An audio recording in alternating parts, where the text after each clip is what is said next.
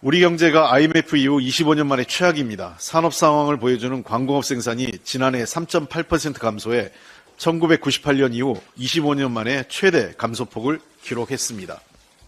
IMF와 같은 충격이 없는데도 이러한 상황에 이른 것은 윤석열 정부 경제 실패 말고는 설명할 수가 없습니다. 윤석열 정부 자체가 경제 최대 리스크입니다. 지역별로는 부산이 마이너스 9.6%, 경기가 마이너스 8.3%, 충북이 마이너스 6.6% 등 전국 17개 시도 중 15개 시도의 생산이 줄어들었습니다. 업종별로는 반도체 전자부품이 마이너스 8.5%, 화학제품이 마이너스 10.6%, 기계장비가 마이너스 7.8%로 핵심 산업을 중심으로 대폭 감소가 이루어졌습니다. 생산뿐만 아닙니다. 수출과 소비도 함께 쪼그라들었습니다.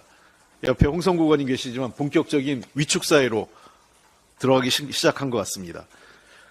수출은 전국적으로 7.5% 감소했는데 충남이 무려 26.1% 줄어든 것을 비롯해서 세종 23%, 충북이 14%, 전북이 14%, 경북이 12.5%를 각각 줄어들었습니다.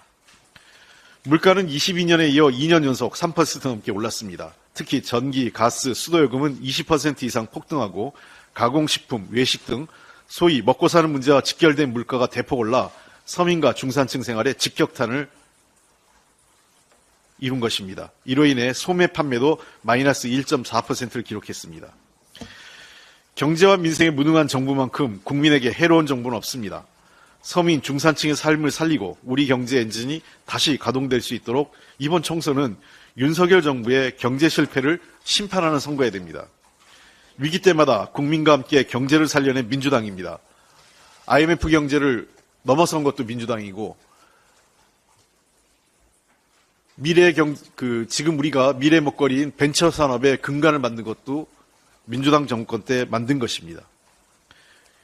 일부 대기업과 초부자만을 대상으로 한 것이 아니라 서민과 중산층의 삶을 대변하고 소상공인과 자영업자들의 버팀목이 될 수 있는 대안을 갖고 있는 민주당에게 힘을 모아주십시오. 경제는 민주당이 책임지고 합니다. 민주당이 이번 총선에서 반드시 국민에게 경제 희망의 등불을 밝히겠습니다. 이상입니다.